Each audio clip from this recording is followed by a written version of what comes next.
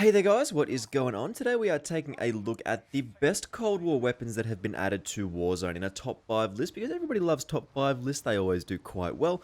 So of course we are ranking the top 5 best weapons that have been added from Cold War into Warzone. Now a lot of you will recognize that some of these weapons are absolutely broken, and a lot of the time this is like most of the meta revolving around some of these weapons, and we'll be taking a look at 5 of the most powerful Cold War weapons in here today, because for the most part these do make up a lot of the meta right now. There's a lot of weapons from Cold War that are still super strong in Warzone. Just before we do get into it here, make sure you do hit that subscribe button with those notifications turned on. I think about 90% of you guys watching this video right now are not subscribed, so it would mean an awful lot to me if you could just take the time to hit that subscribe button. It does mean a lot to me and it does help me out. Anyway guys, let's just jump straight into it here with our number 5 slot. Now, some of these weapons aren't really in order, and there is 2 at the top that are absolutely busted, unbeatable weapons in this game, so you can pretty much put these first 3 in really any order. So starting us off on our list here, we are looking at the Groza. This is a weapon that has been added recently in Season 1, of course, and it is a fairly fast-firing assault rifle, sort of middling sort of rate of fire.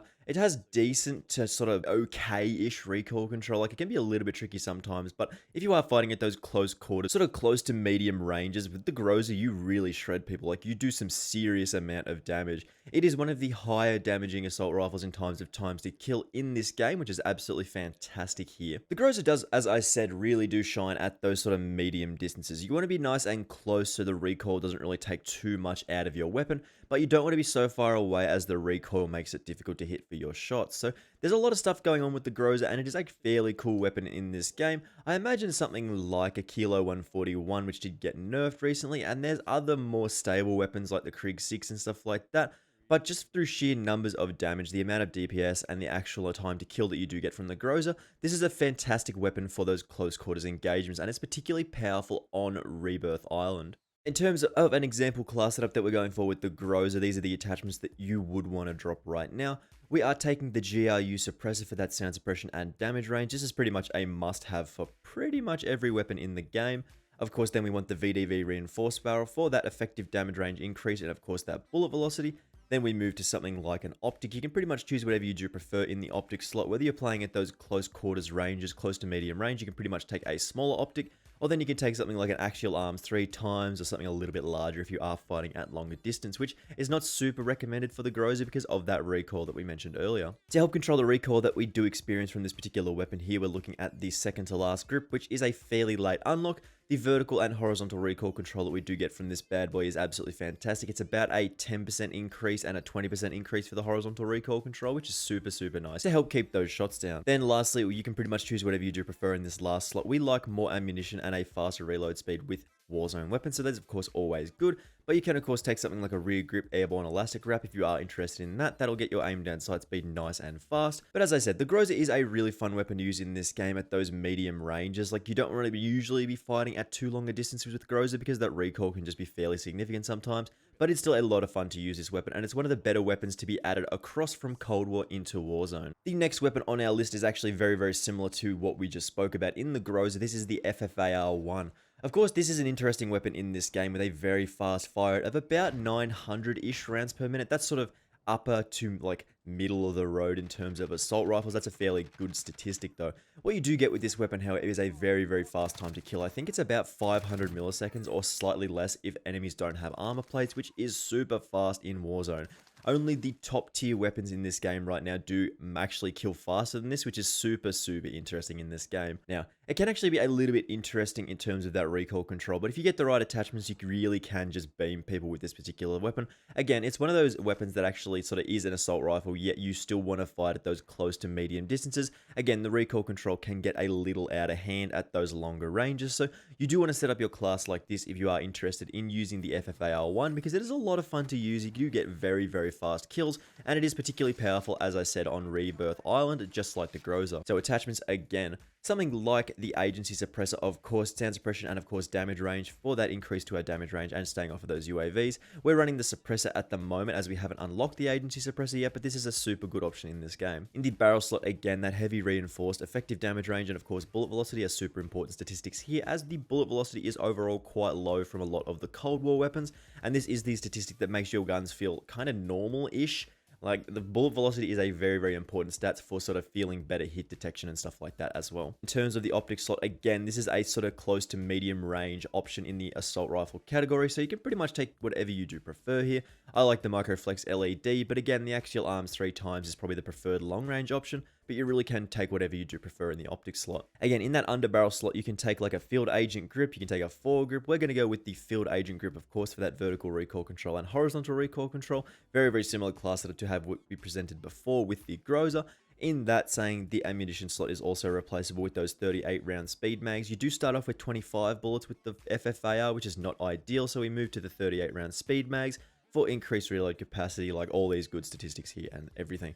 And then you could probably replace this with like a jungle wrap. Like, you can pretty much take whatever you do prefer in the last slot, whether that be a faster aim down sight speed and flinch resistance, or a faster reload speed and more ammo. So as I said already, the FFAR is actually a very, very fun weapon to play with in this game. You do get a very, very fast time to kill, which, as I said, does only compete or get outgunned by a lot of the top weapons on this list, which is kind of a good thing, but also like, it's kind of overshadowed by some of the really, really powerful weapons in the game right now. Like, some of the weapons that we're about to talk about are a little too strong, and by a little too strong, I mean some of the most broken weapons that we've ever seen in Warzone. Next, we're going with the MAC-10, which is just the close range dream. Apart from another weapon on this list, this is the weapon you do want to have in close quarters engagements. Basically, you pull up on people, you blast them away with like an 1111 rounds per minute fire. Actually, I think it's around 1000 to 1100. I think it's actually that quick, but it is a very, very fast fire. You'll have been absolutely obliterated at close range with the MAC-10. People get too close, you just spray them down and they will drop very, very quickly. You get a very fast time to kill at those close to sort of close-ish medium distances, of course. But for the most part, the MAC-10 is one of those weapons that isn't going to be super effective outside of those close to medium distances. Like, you don't really want to be challenging people from very far away with the MAC-10, as we've not chosen an optic here. In terms of the rest of our attachments, we are of course going for a very similar class setup to what we have seen previously. We want that agency suppressor as well for that sound suppression and of course that damage range. Then again, we move to that reinforced heavy barrel, extending out our damage range and of course getting faster bullet velocity with a weapon that does have relatively slow bullet velocity as it is. This does boost that very, very nicely here by I think about 60, 70, 80%. So this is a very, very good barrel to go with here. You want to steer clear of that task force barrel because this does make it very, very difficult for us to control our recoil, because you get that added vertical and horizontal recoil, which is super, super annoying with a weapon like this. And plus the damage numbers that it does increase is not worth the extra recoil. Then of course, as usual, that field agent grip, vertical and horizontal recoil control make this weapon way more accurate than without this bad boy. You need a grip like this. The speed grip is also a good option for moving around the map very, very quickly as well with that horizontal recoil control added in. But the field agent grip really does allow us to hit those shots, and the iron sights with this are very, very nice, so we actually don't have to worry about an optic here, meaning we can take both the ammunition and of course the rear grip that we've spoken about already. Then you get that Salvo 53 round fast mag, because having the most amount of bullets to fire and a super fast reload speed is super, super important with this weapon, because you're going to be spraying bullets at people at those close distances. So this is a very, very good attachment to have. Then of course that rear grip, as we spoke about, that airborne elastic wrap, aim down sight speed increase, flinch resistance of about 90%, and of course aim while going prone, letting you drop shot people, which is really, really powerful in this game, of course. So basically, the MAC-10 is a super powered close range option, only competing with another weapon that we're about to talk about very, very soon on this list for the best close range weapon in Warzone, which is super, super strong right now. You just run around with a MAC-10, you can hit fire people to death. If you do want to drop off the rear grip, you can take like a 5mm laser and just hit fire people, which is super busted. It's really fun to use this weapon and just sprint around everywhere, play very, very aggressively with the MAC-10. A super fun weapon in this game. Now, what is not a very well designed weapon in this game, as you can probably see on the video in the background. I mean, this bad boy here, the Akimbo, the dual wield Diamattis are absolutely broken in this game. We've not seen a close range pistol be this effective since like that snake shot revolvers back in the day, of course. Essentially, all you have to do is just get close to someone. You can be super aggressive with this. You just push them, run into the building they're in. If you know they're there, you run into the building that they are in, and you just blast them away with these pistols, man. It is absolutely ridiculous.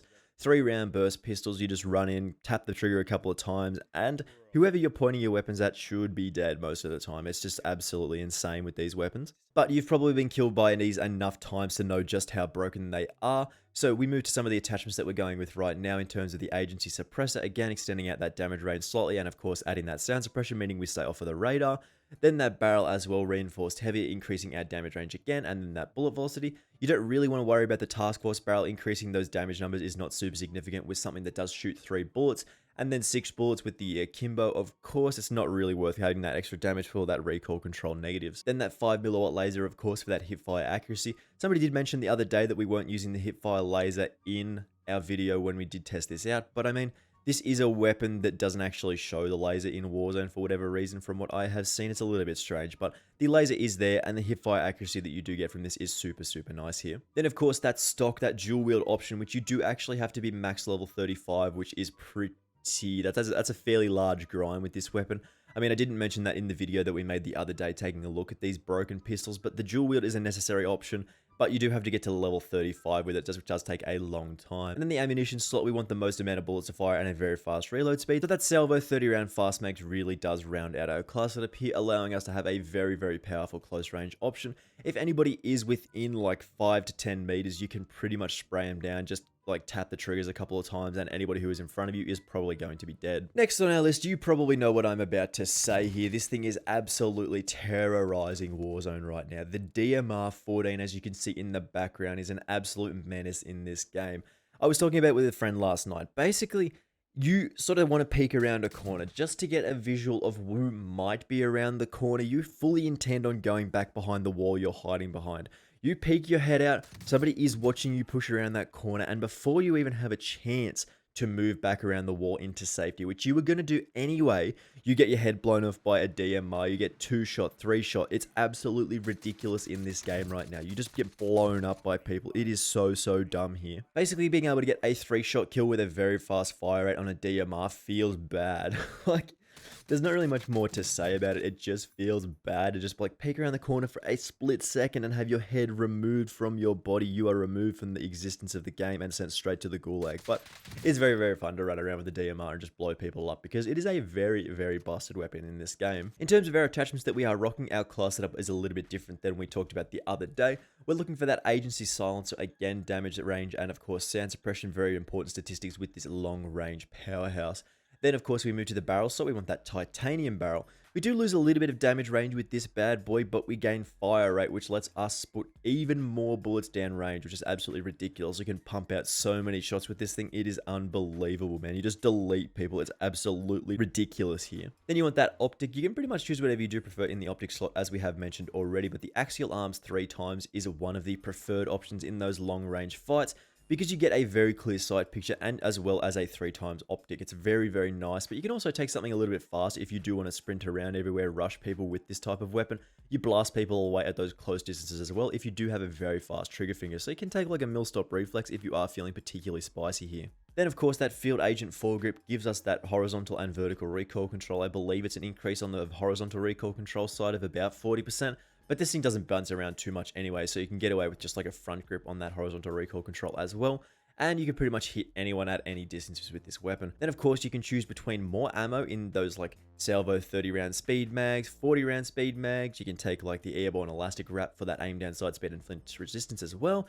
But this is pretty much up to you what you do want to choose here. Like, I usually rock between an ammunition or the grip. Like, I haven't really decided which is better yet, and they're both a lot of fun to run around with, and they both have their own negatives and positives. But that is the #1 weapon in this game, and like the #1 class setup is probably the DMR 14 and something like a Mac 10 or a Diamatti as well. Ridiculous combination weapons in this game right now. I mean, you just run around with the DMR and you're absolutely disgustingly fast. You kill people so quickly, it is ridiculous in this game with the DMR 14, and then something like a Diamatti just blasts people away up close. Anyway, guys, hopefully you did enjoy this one. Make sure you hit that subscribe button with those notifications turned on if you did and you do want to see more of these videos. We do take a look at Cold War stuff and Warzone pretty much daily, which is, of course, a lot of fun right now because DMR 14 is just absolutely blowing up the game right now, which is pretty cool. Anyway, guys, as I said, thank you very much for watching this one, and I will see you in the next video. Bye!